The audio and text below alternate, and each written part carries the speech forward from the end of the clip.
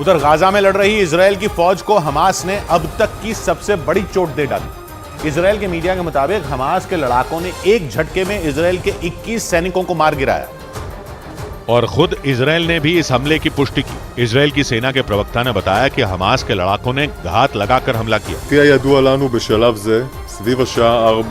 Israel के media के मुताबिक यह हमला उस वक्त किया गया जब इजरायल के वो सैनिक गाजा में एक इमारत को उड़ाने के लिए उसमें बम लगा रहे थे। दावा किया गया कि इसी दौरान वहां हमास के लड़ाकों ने रॉकेट लॉन्चर की मदद से जोरदार धमाका कर दिया, जिसकी वजह से वो इमारत इजरायली सैनिकों के ऊपर ही गिर गई और इमारत के नीचे दबने से 21 सैनिकों की मौत हो गई। इजरायल के मीडिया के मुताबिक गाजा पर हुए हमले के बाद इजरायल की फौज को एक दिन में ये सबसे बड़ा नुकसान हुआ और इसके साथ ही हमास के हमलों में जान गंवाने वाले इजरायली सैनिकों का आंकड़ा 550 को पार कर गया।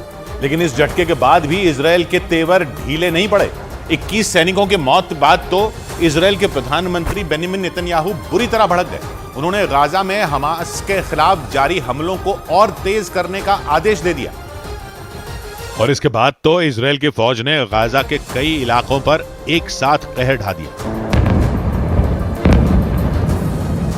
भयंकर धमाकों ने लोगों को खौफ से भर दिया। गाजा के खान यूनिस इलाके से आई तस्वीरों में दिखा कि एयर स्ट्राइक के बाद लोग जान बचाने के लिए इधर उधर भागने लगे। इजरायल के मीडिया के मुताबिक वहां की सेना ने उत्तरी गाजा के जबालिया से लेकर दक्षिणी गाजा के खान यूनिस इलाके तक जोरदार हमले किए। इजरायल ने इन हमलों में हमास के दर्जनों ठिकानों को मिट्टी में मिलाने का दावा किया, लेकिन गाजा के स्वास्थ्य मंत्रालय ने एक बार फिर इजरायल पर आम लोगों को टारगेट करने का आरोप लगाया और दावा किया कि इजरायली हमलों के दौरान एक दिन में 170 से ज्यादा बेकसूर लोगों की मौत हो गई।